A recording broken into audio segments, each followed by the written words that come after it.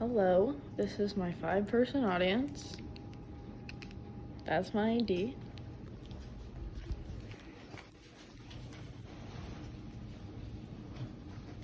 Okay. COVID-19, a widespread disease that has affected the entire planet in ways that most people would never imagined. But what about the mental health of the people that have not only struggled with the disease, but have survived it? In the US alone, about 4 in 10 people have struggled with some sort of mental illness, whether it be depression or anxiety, during the last year and a half that COVID has been breaking through America and throughout the rest of the world.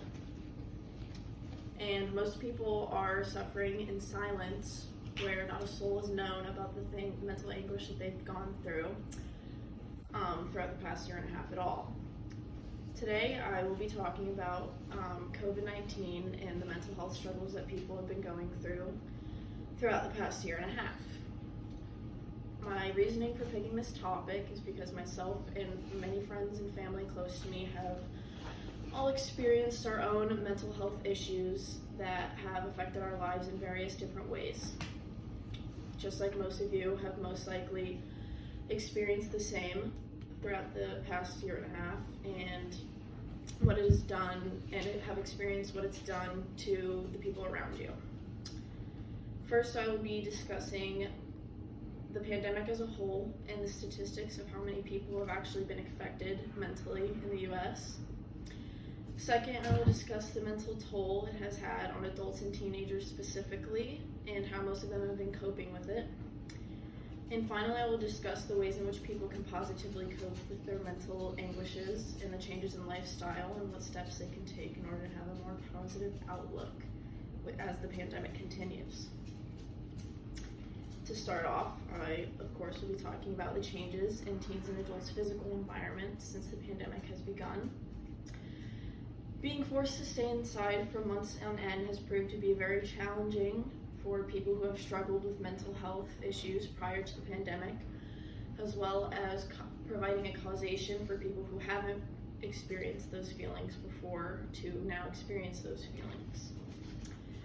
According to the article, Risk and Protective Factors for Prospective Changes in Adolescent Mental Health During the COVID-19 Pandemic, they conducted an online survey that assessed depressive symptoms, anxiety, and life satisfaction, and participants' schooling, peer and family relationships, social connection, media exposure, etc. And they concluded that since the government has restricted people going outside for such a long period of time, it has provided people to feel lesser than they would before. And while these restrictions have been challenging for people of all ages, adolescents have been particularly at risk, who at this developmental stage heavily rely on their peer connections for emotional support and social development, which then brings me to the changes in people's emotional environments.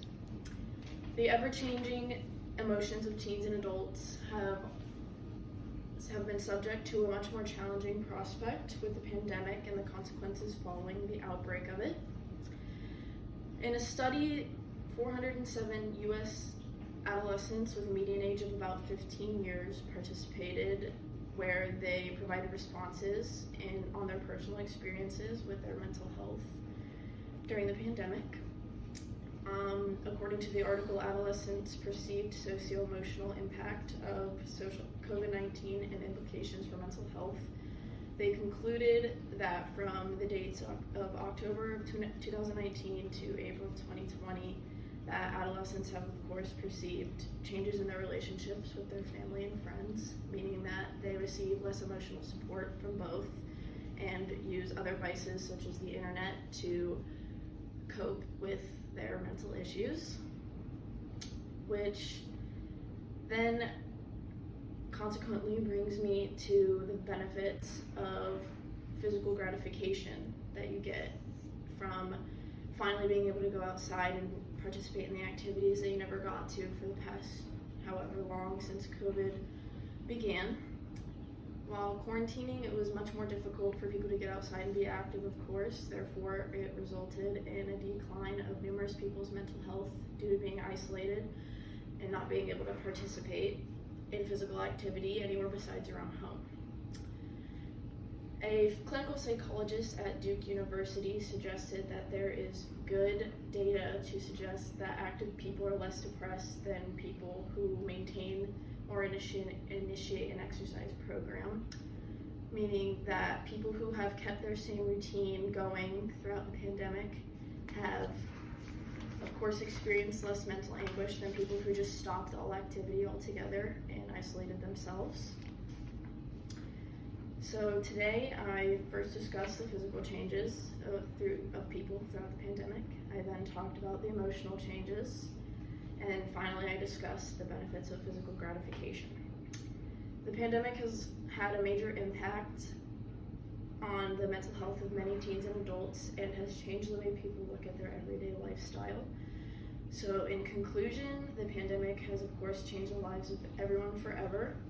People will look back on this period of time in the future and remember all of the hardships that we had to endure, and the mental as well as physical health obstacles will be forever recognized as such that we persevered through.